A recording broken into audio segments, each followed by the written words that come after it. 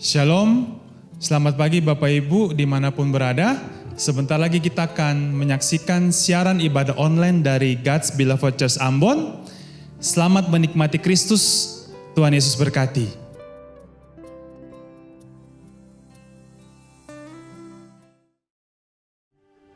Selamat pagi, shalom bagi Bapak Ibu, saudara yang Tuhan Yesus kasihi. Dan selamat datang bagi saudara-saudara yang baru pertama kali hadir di God Beloved Church. Kami bukan orang asing bagi kalian, kami satu keluarga di dalam Tuhan. Jadi anggap saja keluarga. Jadi jangan canggung-canggung untuk bisa mari kita mulai akan ibadah kita saat ini. Kita angkat pujian, Kaulah segalanya di dalam hidupku.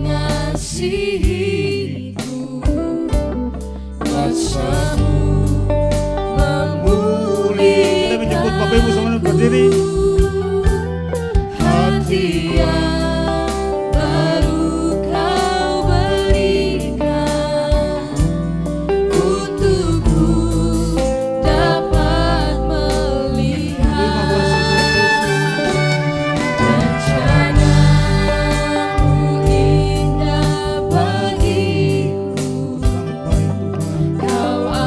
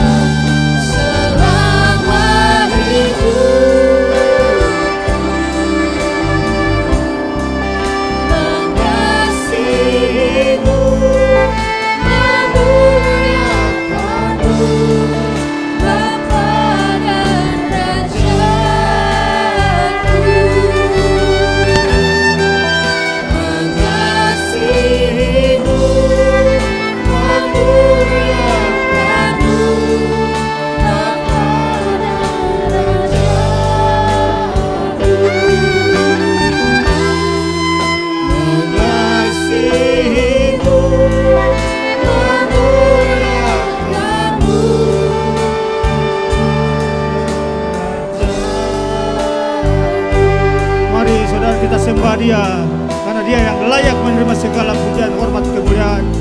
Kita sembah Dia Tuhan Yesus. Terima kasih Tuhan Yesus. Haleluya, terima kasih Bapa yang baik. Engkau layak menerima segala pujian, hormat. Engkau yang menebus kami, Engkau kebenaran kami, menebus kami, kekudusan kami, hikmat kami. Terima kasih Tuhan Yesus.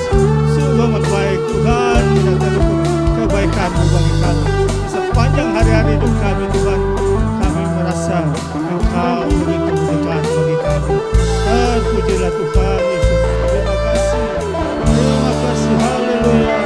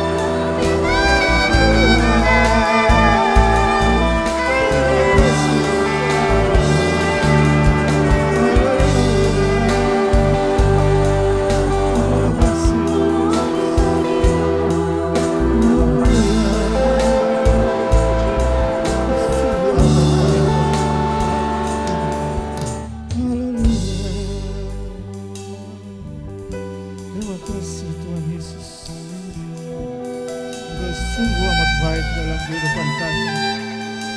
Tidak sekalipun Engkau meninggalkan kami biar sedetik pun. Terima kasih Tuhan Yesus, penyertaan-Mu nyata dalam hidup kami. Kami anak-anak-Mu di sini rindu mendengar hadirat-Mu Tuhan. Kami mau menyembah-Mu Tuhan. Kiranya ibadah yang kami lakukan saat ini dari awal sampai pada akhirnya mau jadi di dalam nama Tuhan Yesus Kristus. Yang percaya selalu katakan amin. Haleluya. Bapak Ibu semangat ya, ada sukacita. Amin ya. Kita nyanyikan lagu Gerat ya.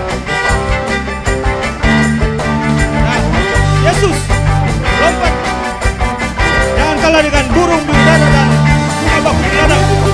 Semua umat pilihan Allah, dengarlah panggilannya, bergenap firman-Nya. sekaranglah waktunya Untuk diri bagi bangsa ini, mari maju umat pemenang. mari kita semua Umat pilihan Allah, dengarlah panggilannya, bergenap firman-Nya. Sekaranglah waktunya untuk diri bagi bangsa ini, mari maju umat pemenang. bukan bagi, Katakan kemuliaan-Nya bukan bagi, katakan kebesaran-Nya kompensasi yang butuhkan semua tidak mengaku. Yesus Kristus dialah Tuhan, Raja segala raja.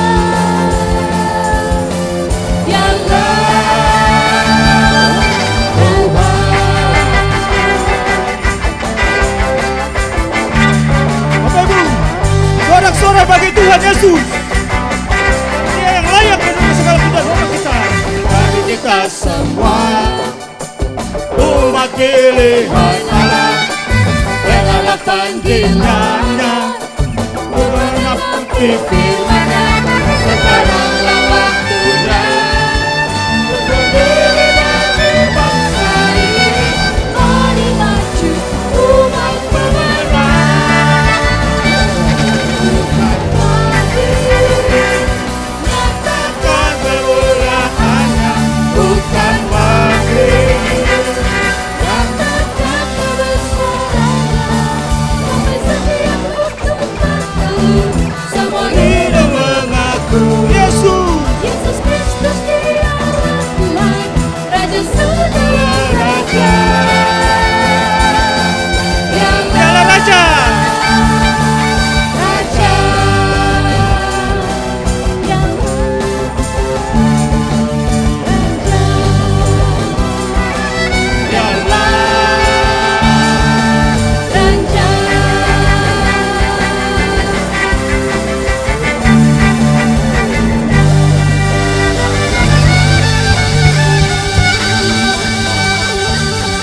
Haleluya.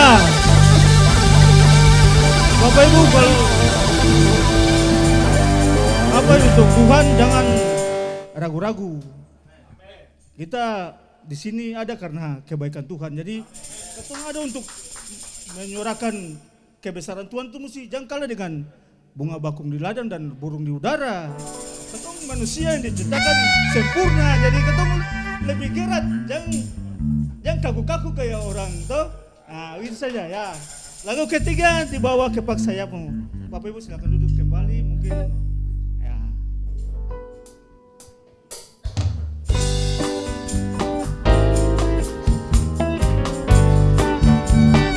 Lagu melo.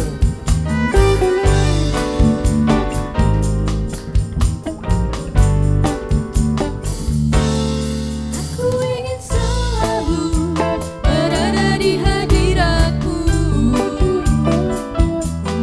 Aku ingin selalu berlindung dalam namamu.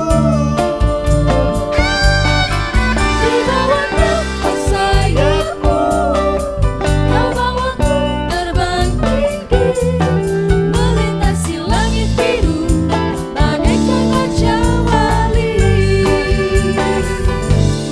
Aku ingin selalu berada di hadiratmu. Aku ingin selalu berlindung dalam namamu. Di bawah kepak sayapmu, kau bawaku terbang tinggi, melintasi langit biru bagaikan raja wali. Bagai raja Kita cepet semua berdiri biar bisa menari buat Tuhan. gunung tinggi, bagai raja wali, melintasi badai hidup. Di bawah kepak sayapmu, kau bawaku terbang tinggi, melintasi langit biru bagaikan raja wali. Ku ingin selalu berada di hadiratmu. Aku ingin selalu berlindung dalam namamu. Di bawah kepak sayapmu, kau bawaku terbang tinggi, melintasi langit biru bagaikan raja wali. Bagai raja wali, melintasi gunung tinggi, bagai raja wali, melintasi badai hidup. Di bawah kepak sayapmu, kau bawaku terbang tinggi, melintasi langit biru bagaikan raja wali. Melintasi langit biru bagaikan raja wali. Melintasi langit biru bagaikan raja wali.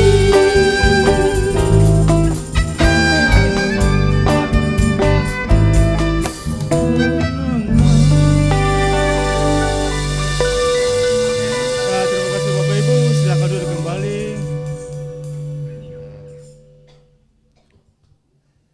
Nah, kini saatnya kita akan dihiburkan dengan pemberitaan firman Tuhan dan lagu yang akan kita bawa untuk pemberitaan firman Tuhan yaitu Firman-Mu pelita bagi kakiku.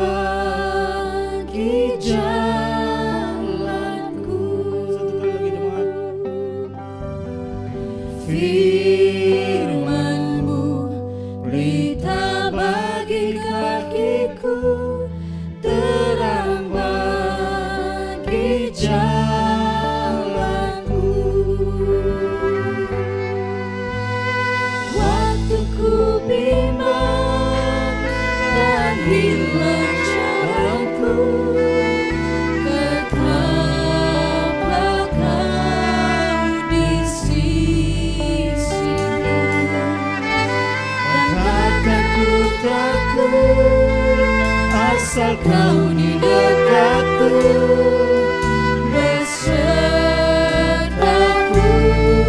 selamanya.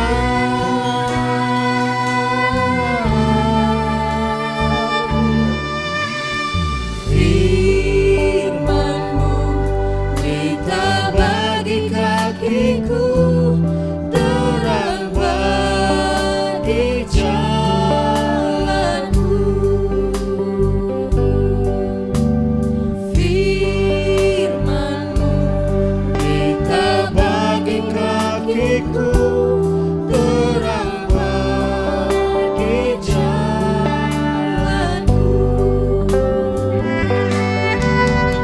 Waktuku benar dan hilang jalanku, tetaplah Kau di sisiku, dan takkan ku takut asal Kau di dekatku, besertaku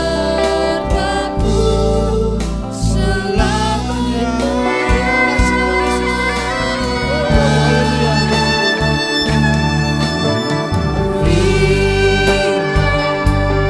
Kita bagi kakiku, terang bagi jalanku. Firman-Mu kita bagi kakiku, terang bagi jalanku.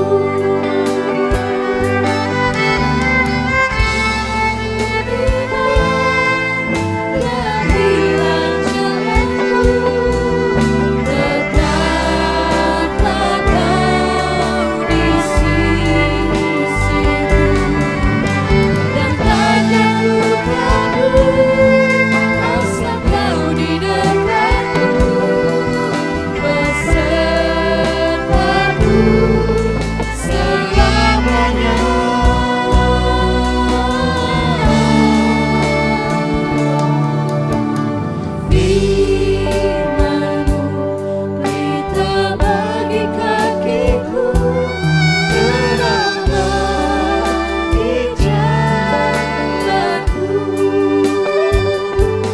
terang bagi jalanku, terang bagi jalanku.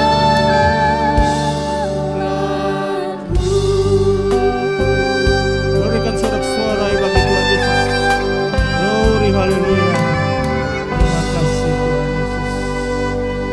Engkaulah kebenaran kami, Engkaulah penebusan kami, kekudusan kami dan hikmat kami. Saat ini Tuhan, kami rindu untuk mendengar suara-Mu lewat pemberitaan firman oleh anak-Mu. Kiranya Roh Kudus mau mewahyukan segala apa yang diberitakan sebentar nanti, agar menjadi rema dalam kehidupan kami melangkah melalui hari-hari yang kami lewati. Kami tidak takut, tidak gentar, karena Engkau selalu ada bersama kami. Terima kasih Tuhan Yesus. Segala pujian, hormat, kemuliaan hanya bagi-Mu. Kami siap untuk mendengar firman-Mu. Di dalam nama Tuhan Yesus, firman yang hidup. Semua yang percaya katakan amin. Kita persilakan Pastor Ishak untuk membawa kita dalam kebenaran firman Tuhan. Kepada Pastor kita persilakan. Puji Tuhan. Shalom saudara. Haleluya. Tetap semangat. Pujian yang luar biasa ini ya. Dari WL yang dadakan tapi dahsyat. Sampai dikatakan dia tadi, sudah jangan ragu-ragu. Kayak waktu smash pingpong, jangan ragu-ragu. Kita akan sama-sama belajar satu kebenaran firman Tuhan, saudara. Yang ada lagunya, cuma tadi belum sempat, nanti sebenarnya saya mau nyanyi dulu ini. Lagunya sangat populer. Biasanya gini, ayat kalau sudah ada lagunya, saudara, itu berarti ayat itu sangat populer, gitu. Cuma nggak tahu saudara apakah kenal lagu itu atau tidak, itu saya nggak tahu. Tapi saya ingat lagunya begini, refrennya saja ya. Bukannya orang yang berseru Tuhan, Tuhan, yang kan masuk ke dalam kerajaan sorga. Bukannya orang yang berseru Tuhan, Tuhan, melainkan yang menurut kehendaknya. Tahu lagi itu ya? Halo? Nggak ada yang tahu, saudara? Kalau nggak tahu ya kita buka ayatnya saja supaya tahu. Haleluya. Kita lihat dalam Matius pasal yang ke-7. Ya. Tapi mungkin kalau saudara nggak tahu lagunya, saudara pasti tahu ayat ini ya.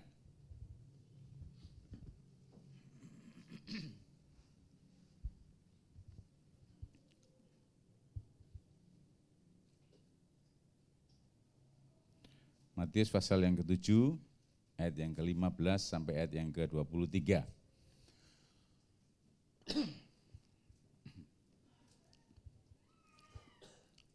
Kita baca dulu saudara ya, supaya tahu konteks pembacaan kita apa ya. Mari kita lihat di dalam Matius pasal yang ke-7 ayat yang ke-15 sampai yang ke-23. Nah, kita baca bergantian ya. Saya yang pertama 15, saudara yang seterusnya 16, kemudian kita kembali lagi, saya 17 dan seterusnya ya. Beginilah firman Tuhan, judulnya hal pengajaran sesat. Waspadalah terhadap nabi-nabi palsu yang datang kepadamu dengan menyamar seperti domba, tetapi sesungguhnya mereka adalah serigala yang buas.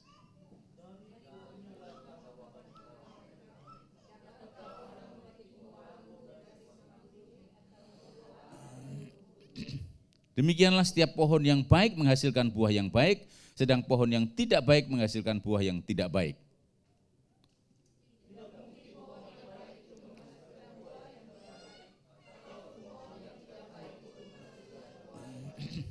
Dan setiap pohon yang tidak menghasilkan buah yang baik, pasti ditebang dan dibuang ke dalam api.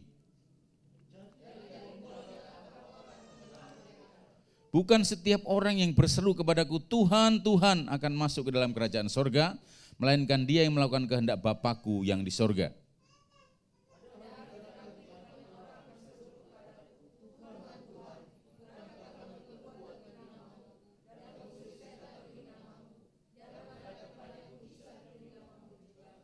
Pada waktu itulah aku akan berterus terang kepada mereka dan berkata, aku tidak pernah mengenal kamu.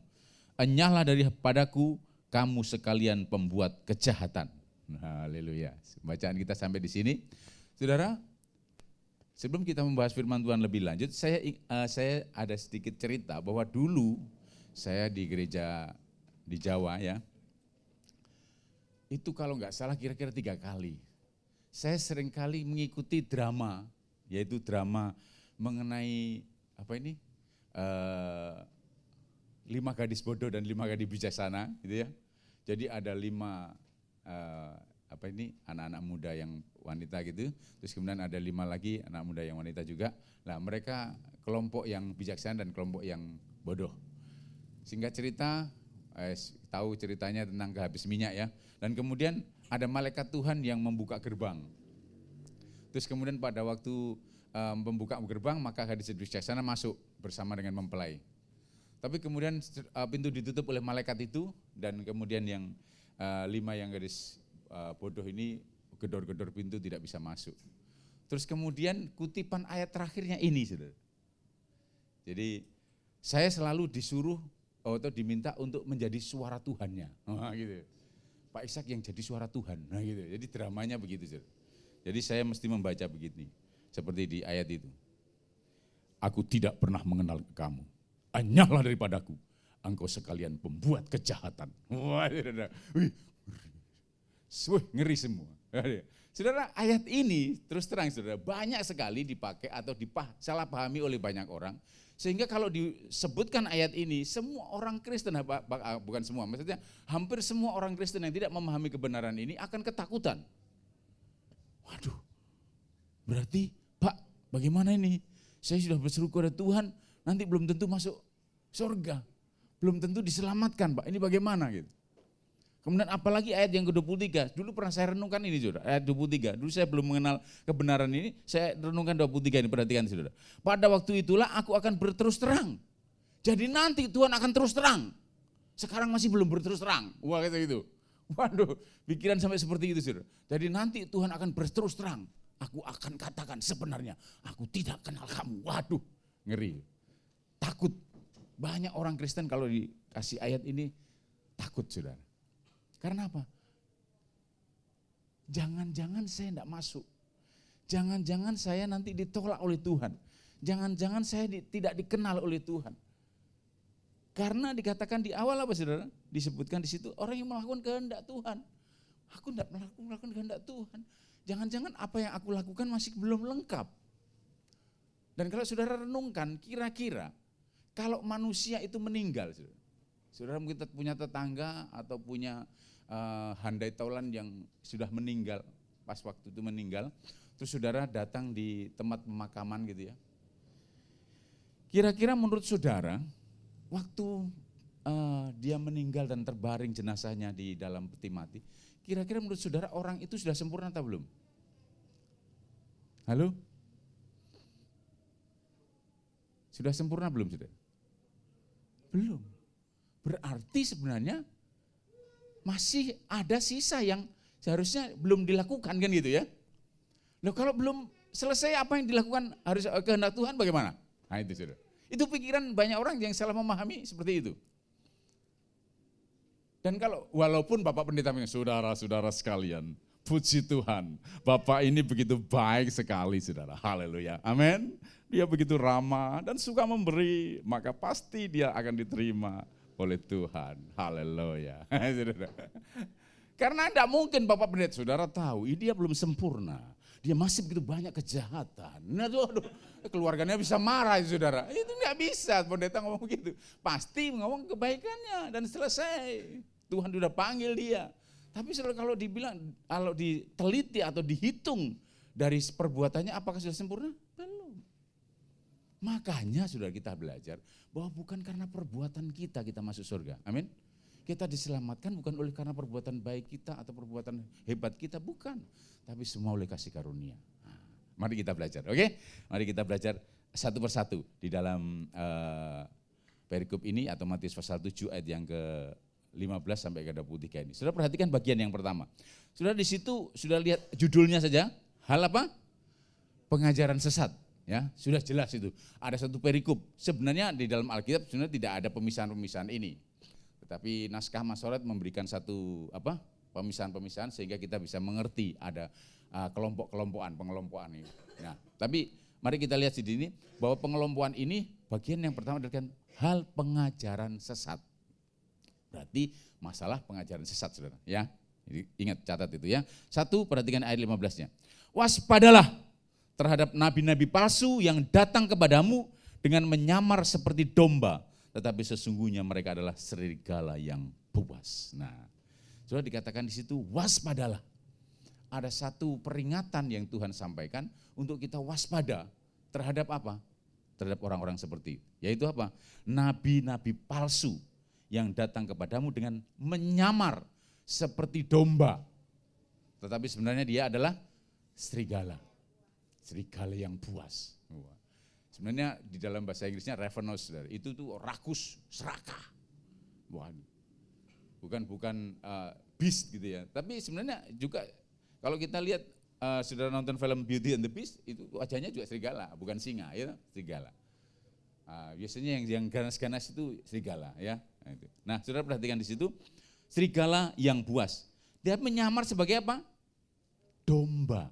Nabi palsu menyamar sebagai domba. Saudara, domba ini kalau saya coba teliti ya, dikatakan di sana dalam bahasa Yunani adalah probaton. Itu menyerupai domba, dia bukan domba. Binatang berkaki 4 yang memakan rumput, itu yang menyerupai domba. Tapi tidak tahu, tetapi terjemahan memang disebut domba saja. Jadi ini sebenarnya ada serigala yang buas tapi menyamar sebagai domba. Ini bukan dalam bahasa yang lain, amnos itu bicara mengenai anak domba Allah yang menghapus dosa dunia. Jadi saudara perhatikan, nabi palsu itu rentetannya dari antikris, saudara. Antikris itu punya bapak Lucifer, gitu ya. Terus punya nabi-nabi yang nabi palsu ini. Itu menyerupai Kristus yang bapaknya adalah Allah Bapa di surga dan menyerupai hamba-hamba Tuhan yang diurapi Tuhan, gitulah. Nah ini memang mereka selalu membuat satu persamaan-persamaan supaya untuk menyesatkan orang. Nah ini nabi-nabi palsu yang menyamar sebagai domba, mencoba menyamar seperti Kristus. Kelihatannya baik, membawa satu pengajaran-pengajaran yang baik kelihatannya. Tapi sebenarnya dia menyesatkan dan merampok kita. Gitu ya. Ini merampok kebenaran kita. Terus selanjutnya, sebenarnya mereka adalah serigala yang buas. Jadi kalau kita runtut saudara, kita akan ketemu sebenarnya ini Yesus vs Antikris. Sebenarnya kalau bicara Antikris saudara, itu sebenarnya tidak harus selalu orang yang nanti datang yang begitu memusuhi orang-orang Kristen atau memusuhi Tuhan, tidak. Sebenarnya orang bicara Antikris itu sebenarnya sederhana saja, yaitu orang yang anti Kristus, itu saja. Jadi kalau dia anti Kristus, tidak mau percaya kepada Yesus Kristus, sebenarnya sudah antikris itu. Sederhana saja. Mati-matian dan anti dengan Kristus itu antikris sudah. Jadi tidak harus orang yang tertentu ini wah nanti akan muncul di bait Allah. Ya itu nanti iya memang. Tetapi sebenarnya kalau kita bicara antikris, orang-orang yang anti terhadap Kristus itu sudah antikris. Nah, saudara perhatikan di sini bahwa Yesus vs antikris atau Yesus berlawan dengan antikris. Nah, Yesus adalah bicara tentang kabar baik. Kabar baik menyukakan. Kabar baik yang membawa sukacita, kabar baik yang membawa keselamatan. Tetapi berlawanan dengan penyesatan, yaitu kabar yang buruk, kabar yang menolak kasih karunia, menolak Injil, tidak mempercayai Yesus, tidak mempercayai Injil, menolak kasih karunia. Di dalam bahasa-bahasa Alkitab bisa menolak kasih karunia. Ada yang menerima kasih karunia dan ada yang menolak kasih karunia. Inilah yang dilawankan di situ ya. Jadi terhadap orang-orang seperti ini waspada, saudara. Jadi terhadap pengajaran-pengajaran atau orang-orang yang membawa ajaran atau pengajaran yang menolak Kristus, menolak Injil dan menolak kasih karunia, waspadalah. Kata waspada ini sebenarnya untuk apa sih, saudara? Untuk kita betul-betul bisa mendapatkan satu hikmat sehingga kita bisa melangkah mengikuti apa yang benar yang kita pahami. Saya ingat ada satu kasus sedikit saudara, menyimpang sedikit tapi saudara nanti kita akan kembali ke poin selanjutnya ya. Mari kita lihat dalam Matius pasal yang ke-10 ayat 16. Cerita ini saya yakin juga sudah saudara sering dengar ya. Matius pasal 10 ayat 16, perhatikan ini. Ya, lihat aku mengutus kamu seperti domba ke tengah-tengah serigala. Sebab itu hendaklah kamu cerdik seperti ular dan tulus seperti merpati. Ini ayat yang sangat populer. Ingat saudara, pada waktu kita dihadapkan dengan serigala, dikatakan oleh Tuhan, waspadalah. Apa yang dimaksud waspadalah? Kita ada Tuhan juga memberikan satu saran gitu ya, yaitu cerdik seperti ular dan tulus seperti merpati. Apa maksudnya itu, Bu? Cerdik seperti ular gitu. Kan ular itu kan tidak bagus, Pak. Kalau saudara perhatikan di dalam ayat yang pertama dari pasal 3 ayat Kejadian disebutkan ular adalah binatang yang paling cerdik. Nah, cerdik itu sebenarnya bukan bicara soal licik, saudara. Cerdik di sini adalah bicara soal kepandaian seseorang atau gambaran seseorang yang memiliki pengertian yang yang lengkap dan sampai dia bisa mengetahui keuntungan atau kira-kira terjadinya sesuatu itu bagaimana dia memprediksi bisa. Dan sampai dia bisa mengambil keputusan yang tepat untuk meninggalkan atau menentang atau melakukan tindakan seperlunya. Itu adalah dikatakan cerdik. Jadi bukan licik. Kalau licik itu memakai kepandaiannya untuk melakukan sesuatu yang buruk untuk kepentingan diri sendiri. Tapi cerdik tidak begitu. Cerdik didasari oleh pemahaman yang tepat sehingga bisa melakukan segala sesuatu dengan waktu yang tepat dan saat yang tepat. Nah, itu yang dimaksud cerdik. Jadi kalau kita telah belajar kebenaran firman Tuhan mengenai kasih karunia, ketemu dengan orang-orang yang menyesatkan seperti ini, saudara pada saatnya Tuhan akan membawa kepada saudara untuk bisa menjawab. Karena firman Tuhan katakan, firmanku ada dalam mulutmu. Tapi ada saatnya juga saudara tidak perlu menjawab, karena mungkin dia akan ngotot dan ribut, daripada dia berdebat, enggak karuan, lebih baik saudara meninggalkan. Enggak usah bicara. Karena saudara tahu, perdebatan itu tidak menghasilkan pertobatan. Saudara perlu pahami itu. Saudara ribut, berdebat gitu ya. Misalnya saudara menang, dia akan marah. Dia jengkel. Kalau dia jengkel, dia pergi. Tidak akan mau percaya Yesus. Malah menolak Injil. Terus kalau kita kalah, menganggap dia yang benar. Akhirnya gitu loh. Oh ya saya yang benar toh. Buktinya dia tidak bisa kata apa-apa. Jadi lebih baik sudah tidak usah berdebat. Karena kadang-kadang yang saya maksud berdebat jauh ini bukan berapologetika saudara ya. Apologetika itu membela iman. Jadi kalau ada orang mengatakan tentang iman Kristen yang salah, maka kita mengkanternya. Ini loh sebenarnya tidak begitu. Kebenaran Kristen itu seperti ini, itu berapologetika.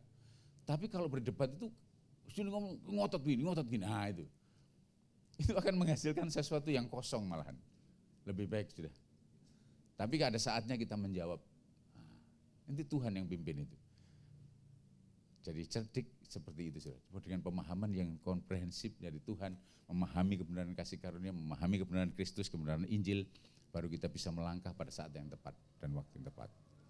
Inilah yang disebut cerdik. Ya, dan tulus adalah apa? Artinya kita punya motivasi yang bersih. Jadi Tuhan mau kita melakukan segala sesuatu dengan motivasi yang bersih. Kalau toh kita menjawab seseorang dengan cerdik tadi, itu pun karena motivasi bersih. Ingin supaya orang itu percaya kepada Yesus. Bukan untuk mengalahkan dia, tidak. Ini bukan soal kalah menang, saudara, tidak. Waktu saudara memperdebatkan kebenaran, itu bukan masalah kalah menang, tidak. Tapi hanya menyatakan ini loh kebenaran Kristus itu seperti ini gitu loh. Itu saja. Sehingga orang bisa gitu. Jadi motivasinya jelas karena kasih, ya kan? Motivasinya bersih. Oke, kita kembali ke Matius pasal yang ke-7 tadi. Dikatakan waspada. Makanya waspada supaya kita tahu waktu yang tepat, saat yang tepat untuk kita mengambil keputusan. Bagaimana menghadapi seseorang ya. Karena di sekitar kita begitu banyak serigala-serigala yang buas. Nah ini ya, hati-hati saudara. Waspadalah, waspadalah, waspadalah. Oke, sekarang kita lihat yang selanjutnya, yang kedua. Saudara perhatikan di dalam ayat yang selanjutnya. Ayat 16. Dari buahnya lah kamu akan mengenal mereka. Dapatkah orang memetik buah anggur dari semak duri atau buah ara dari rumput duri? Nah, saudara kalau perhatikan di situ, dari buahnya lah kamu akan mengenal mereka. Itu kalau saudara baca juga dari ayat 20 juga diulang lagi itu. Jadi dari buahnya lah kamu akan mengenal mereka. Dan kita sudah juga belajar atau diajar banyak dalam gereja waktu dulu kita, dalam memahami kebenaran Kristen juga banyak sekali diajar begitu. Dari buahnya, lihat aja buahnya bagaimana. Nah itu saudara. Dan seringkali kalau kita bicara buahnya adalah perilakunya dia. Perilakunya nabi palsu ini seperti ini bagaimana? Nah itu. Perilakunya orang Kristen yang sungguh itu bagaimana? Sebenarnya kita tidak bicara perilaku di sini. Saudara perhatikan di situ, ya. Ayat yang ke-16 itu. Dapatkah orang memetik buah anggur dari semak duri dan buah ara dari rumput duri? Ada dua buah di sana. Buah apa saudara? Satu, anggur. Kedua, ara. Anggur itu saudara, di dalam Alkitab adalah gambaran dari Injil yang menyukakan. Kabar baik yang menyukakan, itu anggur. Digambarkan seperti itu. Ya, mari kita lihat ayatnya dalam Yesaya pasal 55 ayat yang pertama. Mari kita lihat saudara. Ya, ini gambaran dari anggur. Ya. Bahkan mencerminkan kasih karunia Tuhan itu ya. Yesaya 55 ayat yang pertama. Coba Pak Daniel bisa tampilkan.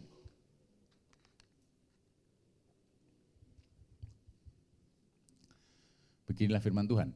Ayo hai semua orang yang haus, marilah dan minumlah air. Dan hai orang yang tidak mempunyai uang, marilah, terimalah gandum tanpa uang pembeli. Dan makanlah juga anggur dan susu tanpa bayaran. Saudara perhatikan di sini, hai semua orang yang haus, ini orang-orang yang haus, lapar dan haus akan kebenaran. Marilah dan minumlah air, air adalah firman Tuhan. Ya, air adalah gambaran firman Tuhan. Dan hai orang yang tidak mempunyai uang, jadi tidak punya tidak punya sumber daya, tidak punya apa-apa. Seperti dalam Matius pasal 5 dikatakan, berbahagialah orang yang miskin hatinya. Itu tidak punya apa-apa sama sekali, tidak punya hal yang bisa diandalkan untuk menjadikan kontribusinya untuk masuk dalam kerajaan surga atau masuk supaya diselamatkan. Tidak punya kontribusi apapun, tidak punya hal yang diandalkan. Kalau dikatakan oleh firman Tuhan mengenai Abraham, tidak punya alasan atau tidak punya hal yang untuk bisa diharapkan untuk bisa membawa dia masuk dalam kerajaan surga. Tidak bisa, tidak ada sumber daya ya. Nah ini. Dikatakan, marilah terimalah gandum tanpa uang. Yang tidak punya apa-apa, saudara. Terimalah gandum tanpa uang. Ya, gandum adalah nanti bicara masalah apa? Masalah roti, ya. Tanpa uang pembeli, dan makanlah juga anggur dan susu tanpa bayaran. Anggur adalah gambaran Injil yang menyukakan, dan susu adalah bicara mengenai hal yang bisa memberikan pertumbuhan. Nah, saudara kalau baca seluruh teksnya, konteksnya ini, saudara akan ketemu ada nubuatan mengenai Kristus dalam perjanjian baru. Jadi ini konteksnya perjanjian baru. Nah, saudara perhatikan di sini, mari kita kembali ke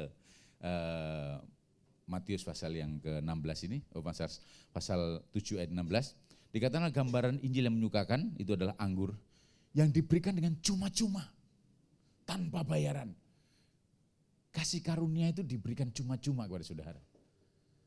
Bukan karena saudara hebat, bukan karena saudara bisa membayar, tidak. Semua hanya oleh kasih karunia. Cuma-cuma, pure cuma-cuma. Nah itu saudara, murni, betul-betul cuma-cuma. Gratis, tis gitu loh saudara.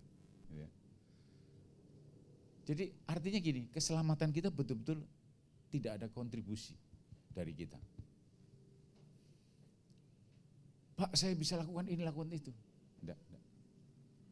Saya yang lalu sudah kasih contoh ya, bagaimana saya harus ditolong oleh Pak Daniel supaya saya bisa selamat. Perlu orang lain, perlu juru selamat Yesus untuk menolong kita. Amin. Nah, oke, lihat yang kedua, buah ara. Buah ara itu apa saudara? Buah ara adalah gambaran dari perbuatan manusia yang mencoba untuk menutupi hidupnya, menutupi dosanya dengan usaha manusia. Saudara ingat mengenai kasus pertama pohon ara? Diambil daunnya untuk disemat oleh siapa? Adam dan Hawa untuk menutupi auratnya. Manusia berusaha untuk apa? Menutupi segala dosanya, menutupi kelemahannya, kekurangannya, ketelanjangannya. Tapi saudara perhatikan, tidak ada yang sanggup menutupinya.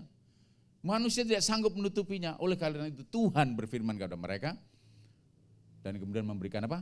Pakaian dari kulit binatang. Tuhan yang buat pakaian, kemudian Tuhan yang mengenakannya, saudara. Kalau saudara baca itu. Wow. Jadi bukan Tuhan kasih kulit, bikin baju sudah. Tuhan yang buat pakaian dari kulit itu, terus kemudian Tuhan yang mengenakannya kepada mereka. Seperti anak kecil yang tidak bisa pakai baju, Tuhanlah yang mengenakan pakaian itu. Artinya apa? Semua oleh karya Tuhan. Amin. Jadi bukan karena kita sama sekali. Segala usaha manusia untuk menutupi dosa tidak sanggup. Dan saudara perhatikan, itu adalah agama. Semua agama seperti itu. Kata agama itu dari kata a dan gam, saudara. A itu tidak, gam itu kacau. Jadi agama adalah aturan-aturan yang membawa seseorang supaya tidak mengalami kekacauan. Itu agama. Jadi bagaimana aturan-aturan itu membawa kita supaya tidak kacau hidup kita. Itulah agama. Jadi bagaimana dia menghindarkan diri dari kekacauan hidupnya dengan aturan-aturan yang dibuat. Itulah agama. Nah, pohon ara adalah gambaran dari usaha manusia yang mencoba menutupi dosa. Tapi sama sekali tidak bisa menutupi dosa, ya. Hanya Yesus yang sanggup menutupi dosa, bahkan menghapus dosa manusia, ya. Oke, selanjutnya lihat ayat yang ke-17. Ya, saudara, ini ayat apa? Penuh dengan gambaran apa yang disampaikan oleh Tuhan Yesus ini, ya. Ayat 17. Demikianlah setiap pohon yang baik menghasilkan buah yang baik, sedang pohon yang tidak baik menghasilkan buah yang tidak baik. Tidak mungkin pohon yang baik itu menghasilkan buah yang tidak baik, atau pohon yang tidak baik itu menghasilkan buah yang baik. Nah, saudara perhatikan. Dan setiap pohon yang tidak menghasilkan buah yang baik pasti ditebang dan dibuang ke dalam api. Jadi tidak ada buah yang baik itu menghasilkan yang tidak baik. Demikian juga sebaliknya, pohon yang tidak baik akan menghasilkan buah yang baik. Ini ada satu lagunya Pak, siapa ini ya? Orang Ambon itu ya. Bruri, ya. Buah semangka berdaun sirih. Nah, mana ada semangka daunnya sirih? Nah, itu ya. Nggak ada. Jadi nggak ada buah yang baik menghasilkan apa? Pohon yang baik menghasilkan buah yang tidak baik. Demikian juga sebaliknya. Nah, saudara perhatikan di situ. Jadi pohon yang baik selalu membuahkan buah yang baik. Jadi begini saudara.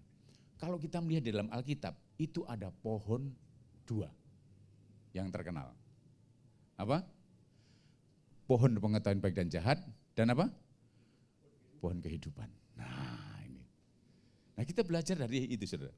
Setiap pohon dikatakan yang tidak baik akan menghasilkan yang tidak baik. Nah apakah pohon pengetahuan baik dan jahat itu tidak baik Pak? Firman Tuhan katakan baik. Apa yang diciptakan oleh Tuhan semuanya baik kan gitu. Cuma masalahnya saudara, pohon itu tidak baik untuk manusia. Gitu. Karena itu firman Tuhan katakan, jangan mengambil buah dari pohon pengetahuan baik dan jahat. Tidak cocok untuk manusia. Jadi jangan diambil itu.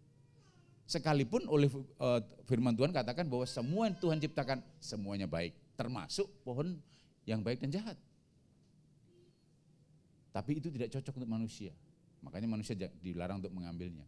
Nah, saudara perhatikan apa yang dimaksud dengan pohon pengetahuan baik dan jahat ini hasilnya. Sebenarnya pohon pengetahuan baik dan jahat itu saudara, itu jebakannya bukan soal pohon baik atau jahatnya. Pak, di sana tuh buahnya manis, tapi ada pahitnya, gitu loh. Nah itulah yang nggak bagus Pak. Makanya dimakan menjadikan mungkin racun dan sebagainya. Bukan soal buahnya saudara. Tetapi apa? Di antara itu, yaitu baik dan jahat itu. Saudara renungkan saudara, kira-kira mana ada sih ada buah yang namanya begitu?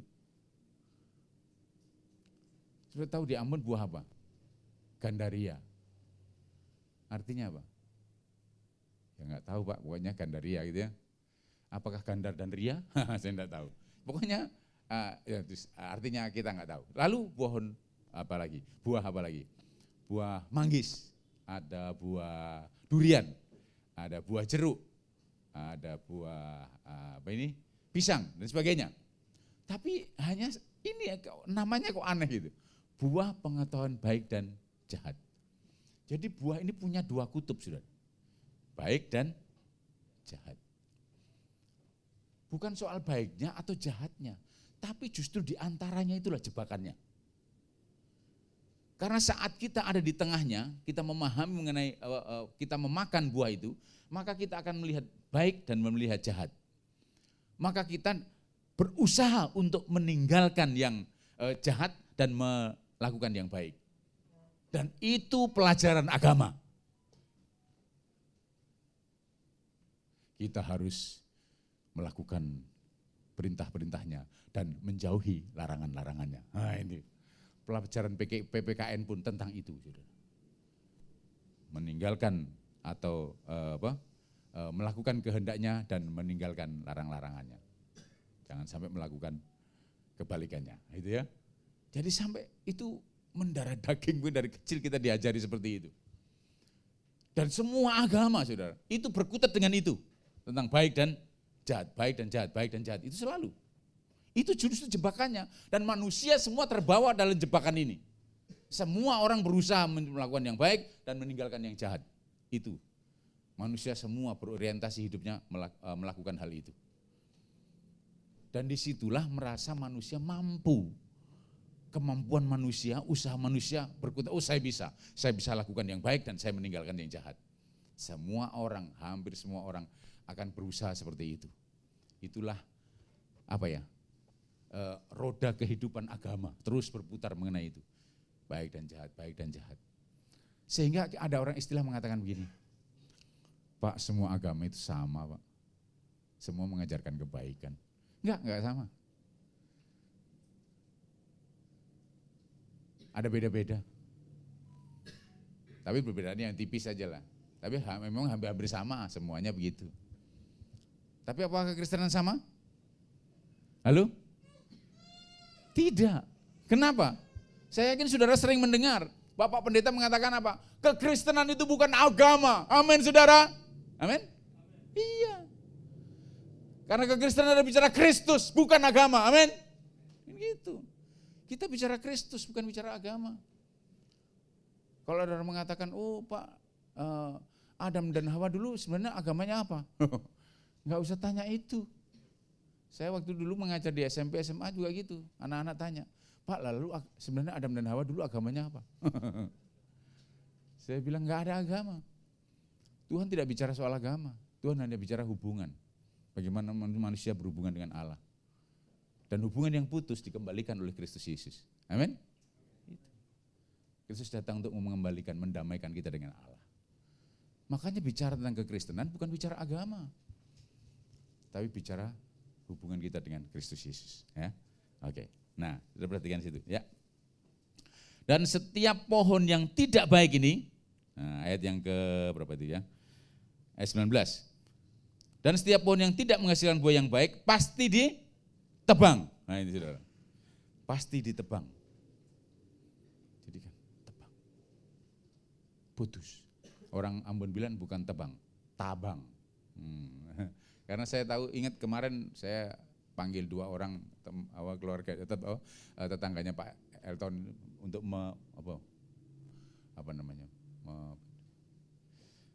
pameri ya, namanya pameri. Saya ingat istilahnya Ambon saya kurang lupa ya. Pameri. Bukan dipamerkan saudara, tapi pameri itu bersih-bersih itu maksudnya ya. Jadi potong-potong pohon itu. Lalu ini bagaimana? Ada pohon pule ini besar. Bukan pohon pule, sebenarnya kan pohon pule itu. Tapi mereka pohon pule. Ya, jadi pohon pule, bingung saya juga. Pohon pule, cepat-cepat sekali mereka yang bilangnya. Pohon pule ya, maksudnya pohon pule. Oh iya. Bagaimana ini? Jangan tebang lah itu kan tabang Pak, tabang. Tabang semua. Oke ya sudah, tabang sudah. Nah, itu. Mantap sekali, tabang gitu. Ini pohon yang tidak menghasilkan buah yang baik akan ditabang. Nah, saudara perhatikan, ada satu ayat yang mengisahkan ini. Mari kita lihat dalam Lukas pasal 13. Lukas pasal 13, ya.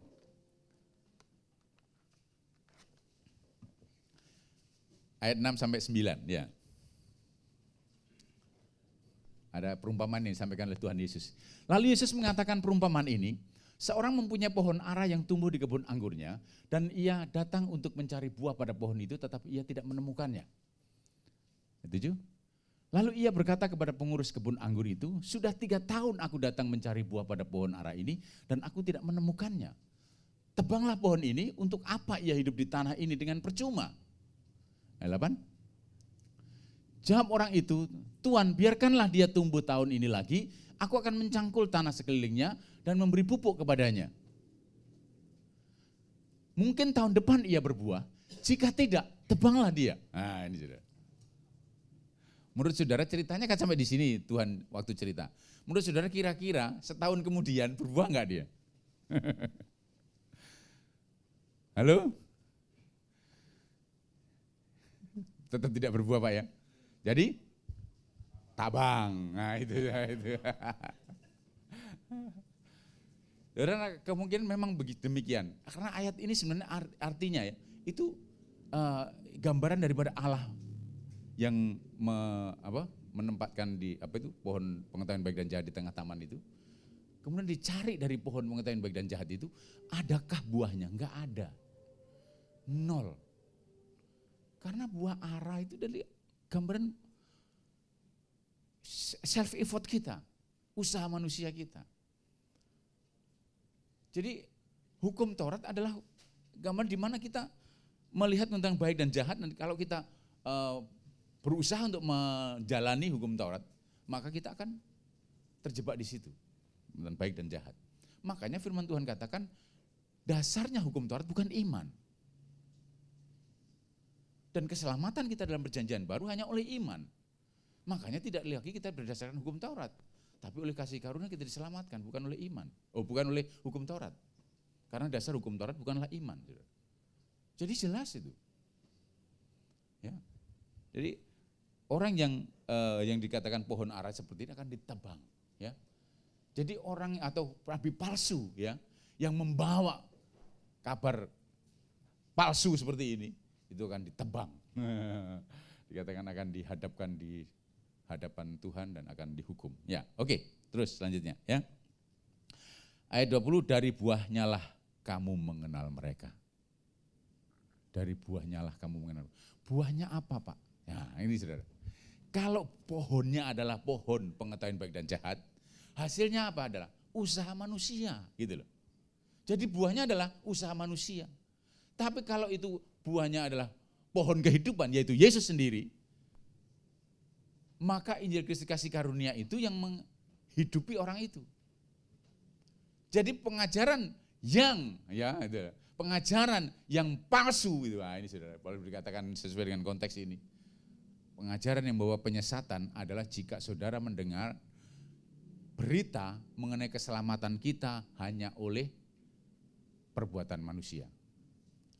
Oh, harus lakukan ini, lakukan itu supaya kamu bisa selamat. Kalau enggak bisa.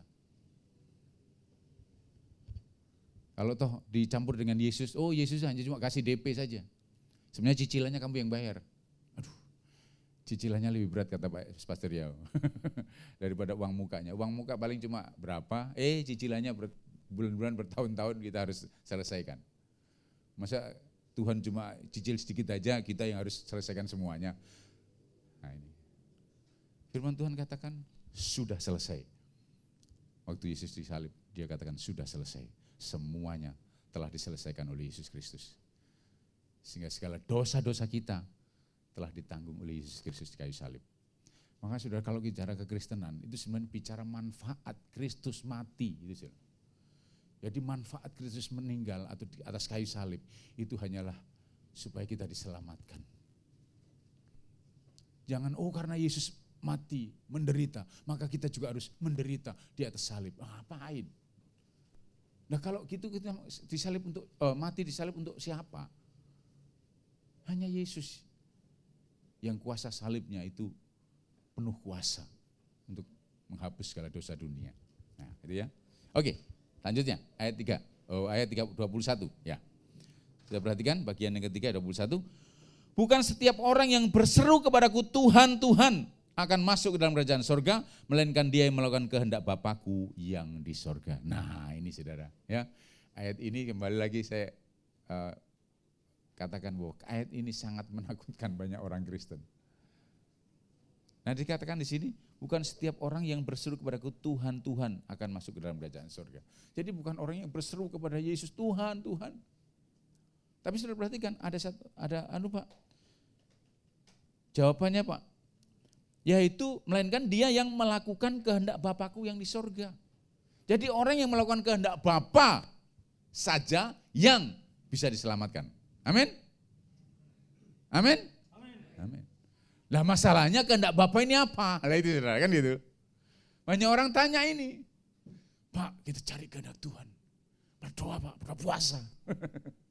Banyak orang itu cari kehendak Tuhan, kehendak Tuhan, kehendak Tuhan. Sebenarnya kehendak Tuhan itu apa? Tentu saja kita harus lihat dari Alkitab saja saudara. Alkitab menerjemahkan Alkitab. Saya yakin saudara sudah memahami di sini ya. Mari kita lihat saja ya. Yohanes pasal yang ke-6 ayat yang ke-29. Ayat 28 dulu lah ya. 28 dulu ya, perhatikan di sini. Lalu kata mereka kepadanya, apakah yang harus kami perbuat supaya kami mengerjakan pekerjaan yang dikehendaki Allah? Ini benar-benar dia tanya. Ini kan tanya tentang kehendak Allah. Apa yang harus kami lakukan untuk bisa melakukan kehendak Bapa? Ya. Lihat ayat 29, jawab Yesus bagaimana? Jawab Yesus kepada mereka, inilah pekerjaan yang dikehendaki Allah, yaitu hendaklah kamu percaya kepada Dia yang telah diutus Allah. Artinya apa saudara? Kehendak Allah hanyalah kita percaya kepada Yesus yang diutus Allah. Jadi kehendak Allah cuma apa? Percaya kepada Yesus. Percaya Yesus sudah menghapus segala dosa saudara. Percaya Yesus sudah mengembalikan kehidupan saudara. Kebangkitannya membuat saudara hidup baru. Hanya itu saja. Apakah itu kita katakan hanya itu saja? Dengan enteng? Tidak, saudara. Itu sesuatu, hanya itu saja, tetapi satu hal yang sangat penuh kuasa. Amin. Jadi jangan sampai, kita cari kehendak Tuhan. Sebenarnya kehendak Tuhan sudah ada di dalam Alkitab. Apa? Satu, hanya percaya Yesus. Ayo enggak cuma itulah. Nah kan gitu orang-orang. Loh, kenapa orang gitu? Dikatakan hanya, ya boleh cuma itu. dikira itu sesuatu yang remeh. Lu saudara salah itu. Justru inilah keutamaan Injil, amin. Percaya kepada Yesus, tidak ada yang lain. Sudah itu saja. Yesus adalah ya dari semua janji Allah. Lu tahu? Yesus adalah jawaban. Pengharapan kita di dalam Dia tidak mengecewakan. Kan itu. Jadi hanya itu, tapi sesuatu yang dahsyat, bukan sesuatu yang remeh, gitu ya. Ya. Terus lihat ayat 40.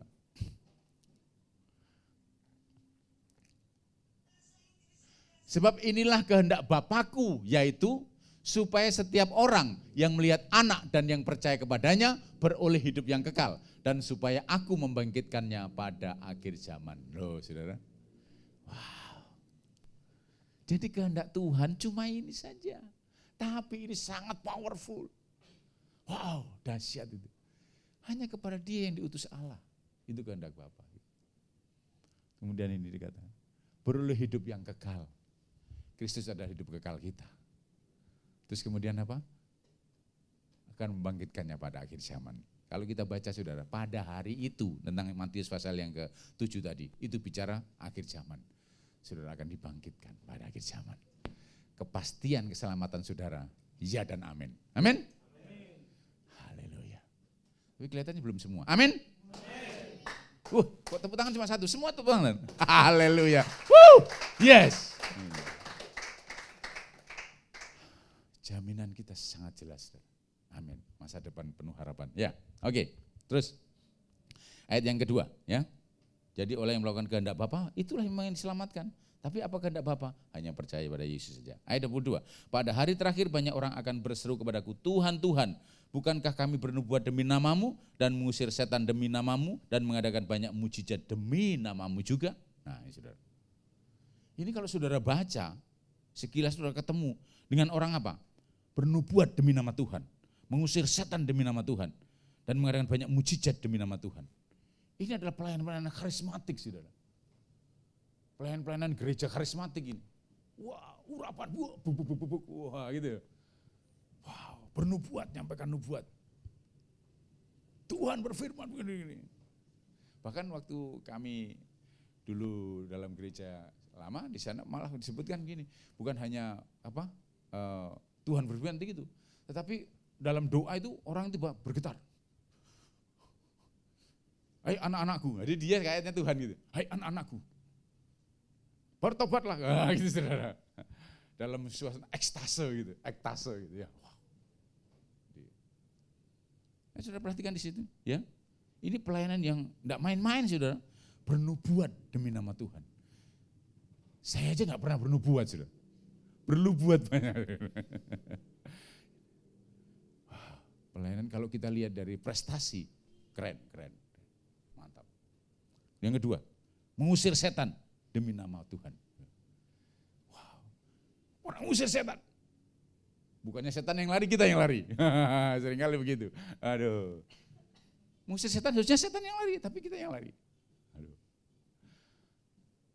Takut-takutan gitu. Saudara, pelayanan ini luar biasa dahsyat. Terus kemudian apa lagi? Mengadakan banyak mujizat demi nama Tuhan. Tumpang tangan orang sakit sembuh. Wow. Lumpuh berjalan.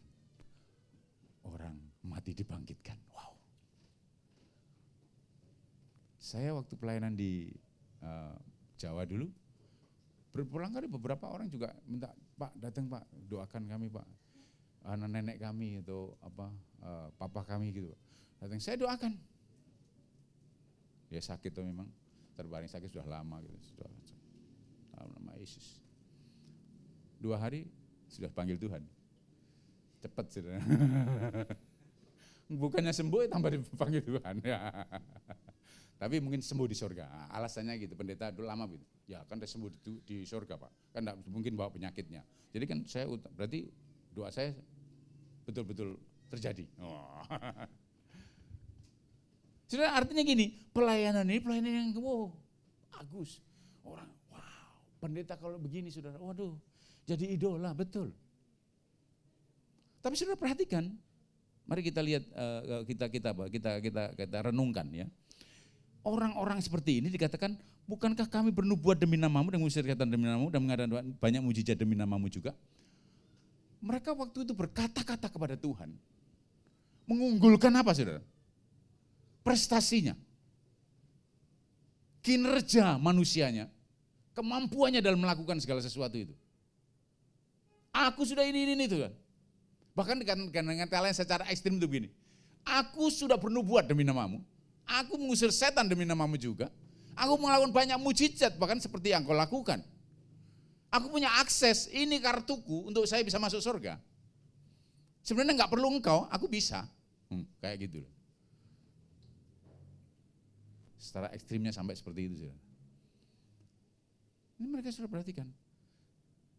Orang yang sebenarnya kalau di hadapan Kristus, dalam pengadilan Kristus, apa yang harusnya kita katakan? Kalau toh kita boleh berkata-kata, ya. Kalau kita boleh diizinkan berkata-kata di hadapan Tuhan, saya yakin kita akan mengatakan, Tuhan, aku anakmu, engkau telah menebus aku. Dosa-dosaku engkau telah selesaikan di kayu salib. Itu saja. Itu saja yang kita bisa sampaikan. Dan saya yakin Tuhan tahu, ya, kau anakku. Masuklah, itu aja. Karena apa? Harga penebusannya yang membawa kita masuk dalam keselamatan, bukan yang lain. Tapi saudara perhatikan di sini, dia mengunggulkan kinerjanya, prestasi agamawinya. Nah inilah buah dari apa? Buah dari usaha manusia, buah dari pengetahuan baik dan jahat. Menghindari larang-larangannya atau tidak melanggar larang-larangannya dan kemudian melakukan kehendaknya. Tapi salah persepsi gitu dan terjebak di situ dalam rutinitas agamawi. Dan banyak orang Kristen sebenarnya masalah yang begitu juga, saudara. Kan cukup memprihatinkan kan, orang Kristen juga begitu ternyata. Jadi kekristenan juga masih tercampur agama, padahal dikatakan Kristenan bukan agama. Tapi mungkin Bapak Pendeta waktu mengatakan Kristen bukan agama, hanya bicara tentang Yesus. Tapi tidak dijelaskan, sehingga orang juga nggak ngerti. Cuma mengutip kata Bapak Pendeta, kekristenan bukan agama Pak. Hanya mengenai Kristus. Tapi maksudnya bagaimana? Maksudnya ini. Hanya oleh kasih karunia kita diselamatkan, bukan hasil usaha kita. Jangan ada orang yang memegahkan diri. Amin. Haleluya. Oke, lihat ayat yang bagian terakhir, saudara. 23, pada waktu itulah aku akan berterus terang kepada mereka dan berkata, aku tidak pernah mengenal kamu. Enyahlah daripadaku, kamu sekalian pembuat kejahatan. Apa yang dimaksud mereka pembuat kejahatan? Karena mereka menyamar sebagai serigala, serigala domba. Padahal sebenarnya dia serigala. Punya maksud jahat. Mengacaukan Injil Kristus. Menyesatkan orang-orang. Membawa kebinasaan. Itulah mereka pembuat kejahatan. Terus kemudian di situ, aku tidak pernah mengenal kamu. Artinya apa, saudara? Dari awal tidak pernah dikenal oleh Tuhan. Jadi bukan gini, aku dulu ingat sih, tapi saya sekarang enggak kenal. Nah itu loh. Enggak begitu. Tuhan tidak katakan, oh iya ya, kamu yang saya lupa. Enggak begitu. Tuhan tidak pernah kenal. Jadi dari awalnya dia tidak pernah kenal orang ini. Memang dari awalnya tidak percaya. Tapi untuk saudara dikenal oleh Allah. Amin. Domba-dombaku mengenal suaraku, kata Tuhan. Haleluya. Ya, kalau saudara perhatikan di situ dikatakan, enyahlah daripadaku. Tuhan menolak mereka. Apakah mereka bisa bernubuat, Pak, bisa mengalami mujizat? Saudara kalau baca dalam Matius pasal 24 ayat 24, itu ada ayatnya bahwa mereka orang nabi palsu yang hanya melakukan banyak mujizat, jangan ikuti mereka, kata Tuhan Yesus. Nah, saudara perhatikan, dari seluruh renungan kita perikop ini, saudara perlu memahami, artinya ayat ini bukan untuk orang Kristen gitu loh, saudara. Bukan untuk kita anak-anak Tuhan. Itu untuk apa? Nabi palsu gitu loh. Tapi kadang-kadang atau banyak orang waktu menyanyikan lagu itu tadi, bukannya orang yang berseru Tuhan, Tuhan. Itu kadang, ya memang, makanya jangan sembarangan ya. Jadi orang Kristen, sungguh-sungguh, kalau enggak ditolak oleh Tuhan. Nah, itu bukan untuk orang Kristen. Kita anak-anaknya sudah diselamatkan, sudah diampuni dosanya, sudah diciptakan yang baru, dan tidak pernah lagi ditolak oleh Tuhan. Firman Tuhan katakan, aku tidak akan membuang engkau. Lah untuk nabi palsu ya jelas begitu. Mereka pembuat kejahatan. Mereka ditolak oleh Tuhan. Dan masuk dalam penghukuman. Tabang, masuk dalam dapur api. Nah, itu. Nah, ini. Sudah bisa mengerti ini? Halo? Jadi ini bukan untuk orang Kristen. Saudara nggak perlu takut ayat ini. Amin? Jadi kalau dengar lagu itu atau dengar ayat ini, jangan takut. Bukan kinerja kita yang membawa kita pada keselamatan. Tapi apa yang dikerjakan Yesus di kayu salib. Kalau ditemukan dengan apa yang dikatakan di situ, barang siapa melakukan kehendak Bapa, itu yang bisa masuk ke dalam keselamatan. Iya, kehendak Bapa, yaitu percaya kepada Yesus, bukan yang lain. Yang dikehendaki Bapa hanyalah percaya kepada Dia yang diutus oleh Allah, yaitu Yesus Kristus Tuhan. Dan kita sudah percaya kepada Dia, bahkan mempercayakan hidup kita kepada Dia. Dia telah menebus segala dosa-dosa kita. Hidup kita di dalam Adam telah mati. Dan kita hidup baru dalam Kristus Yesus, dan dibangkitkan dalam hidup yang baru. Itu karena kasih karunia yang sempurna atas kita. Amin. Haleluya. Mari kita berdoa. Haleluya. Oh, glory, haleluya, haleluya. Terima kasih Tuhan Yesus, terima kasih. Terima kasih buat firman-Mu hari ini mengingatkan kami kembali Tuhan. Bahwa kasih karunia-Mu begitu melimpah atas kami Tuhan Yesus. Kami tidak lagi takut Tuhan dan ragu akan keselamatan kami. Karena kami tahu Engkau-lah jaminan kami ya Yesus. Segala apapun yang kami coba kerjakan untuk menjadikan kami diselamatkan, tidak ada apa-apanya. Bahkan tidak ada sedikit pun sumbangsih kami untuk kami diselamatkan. Semua hanya oleh kasih karunia yang begitu melimpah atas kami. Terima kasih Tuhan Yesus, terima kasih. Tanpa salib-Mu, tanpa Engkau datang ke dunia ini, tanpa kematian-Mu, tanpa pencurahan darah-Mu, kami semua binasa Tuhan.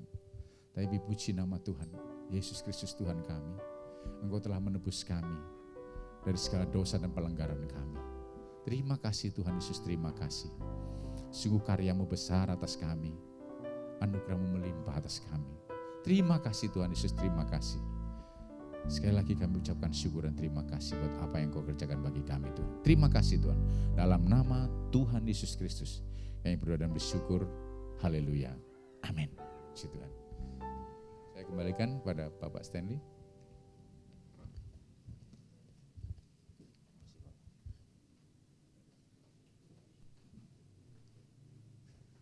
Haleluya. Bapak Ibu diberkati atas pemberitaan firman tadi. Ya, saatnya kita memberikan persembahan syukur. Tapi sebelumnya mari kita berdoa. Bapa yang baik, terima kasih atas kasih karunia-Mu bagi kami. Engkau rela mati bagi kami. Engkau yang menjadi juru selamat kami. Kami saatnya mau memberikan bagi pekerjaan-Mu di tengah-tengah dunia ini. Kami memberi bukan karena kami diberkati, tapi memang kami sudah diberkati oleh-Mu Tuhan. Terima kasih Tuhan Yesus. Hanya kepada-Mu Tuhan segala ucapan syukur bagi-Mu Tuhan Yesus. Haleluya. Amin. Kita nyanyikan pujian ya.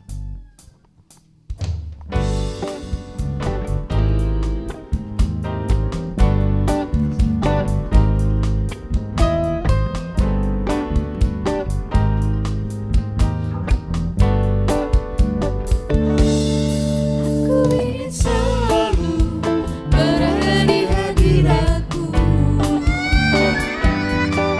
Aku ingin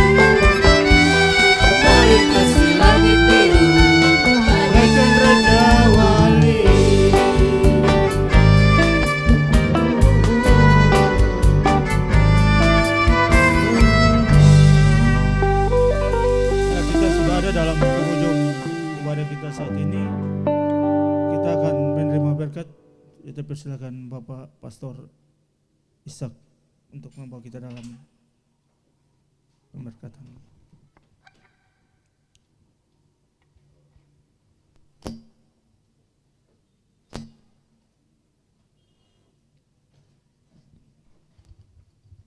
Haleluya.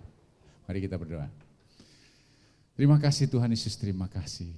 Dan saat ini Tuhan, sebelum kami menutup ibadah hari ini Tuhan, kami berdoa Tuhan bagi saudara kami yang saat ini berulang tahun, yaitu Bu Eda maupun Bu Ita, Bu Eta maksud saya.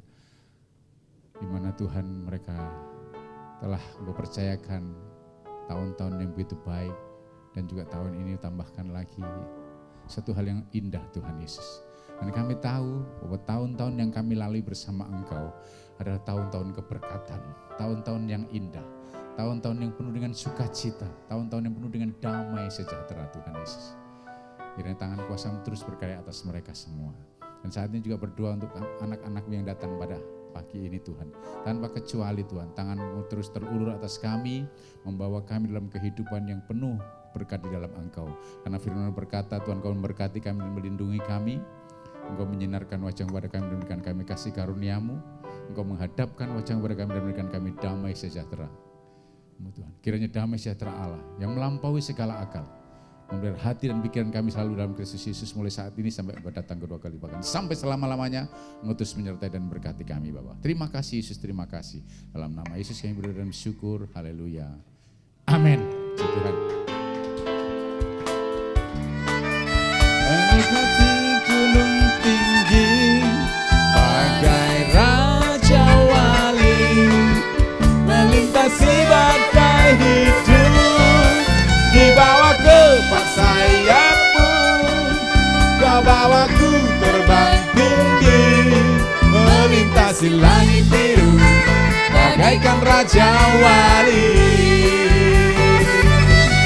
bagai raja wali, melintasi gunung tinggi, bagai raja wali, melintasi badai hidup, dibawa ke sayapmu, Kau bawaku terbang tinggi, melintasi langit biru bagaikan raja wali, melintasi langit biru bagaikan raja wali, melintasi langit